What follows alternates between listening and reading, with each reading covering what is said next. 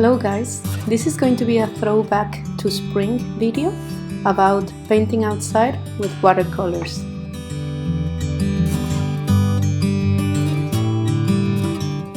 I have been using for years this watercolor pocket box by Winsor & Newton, and a sketchbook of watercolor can be Winsor & Newton or Moleskine. Those are my favorites, and I always take them with me whenever I want to paint outside. The idea to go outside to paint is beautiful, but not as easy as you may think. While painting at the studio is more comfortable because we can have more control over our environment, like the light and the temperature, and of course inside the studio we can avoid distractions. There we can bring samples to work with or use photos for references and work with them in our own time. It is a totally different experience to paint from live outside and be open to what we might find there. Outside, we become part of what surrounds us. We have the chance to touch the objects we're painting. We are affected by the sight, the smell, the sounds of the birds, the movement of the people on the wind. All of that will affect what we are painting.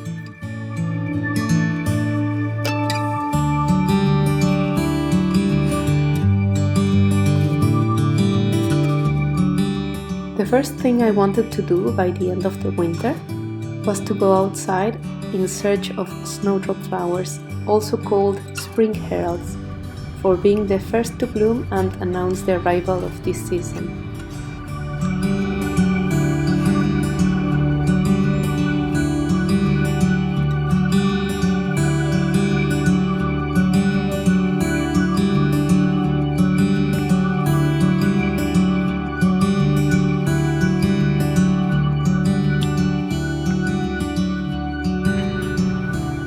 Outside, you need to find a comfortable spot where you can sit down for a certain amount of time to get into a kind of zone.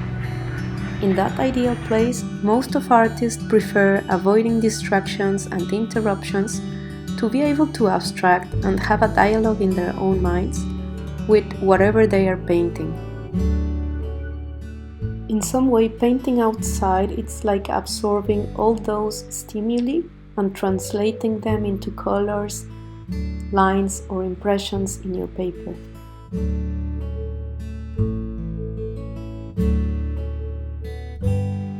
This time I chose snowdrop flowers because of their simplicity.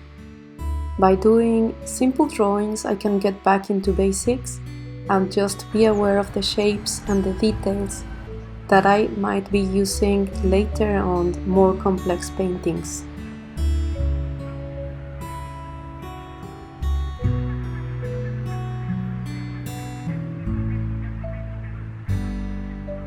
As I was saying earlier, outside you can't control the light intensity, the wind, the rain. We become part of our surroundings, and what I have learned in doing this is that instead of fighting them, we can choose to absorb them, and we can use them as a stimuli for our paintings, like artists as Turner, Van Gogh and others did, capturing those feelings, what they felt in those moments, and even sand, plants and some particles mixed with their pigments.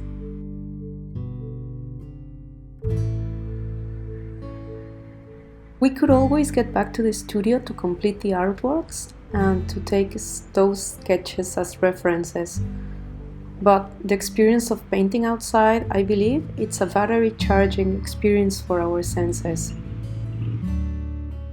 It is also a way to gather inspiration and a kind of workout to keep our observation skills sharpened. Getting outside to sketch and paint is an act of bravery for artists, if we deal with letting go of control and let ourselves flow with the same rhythm of the elements.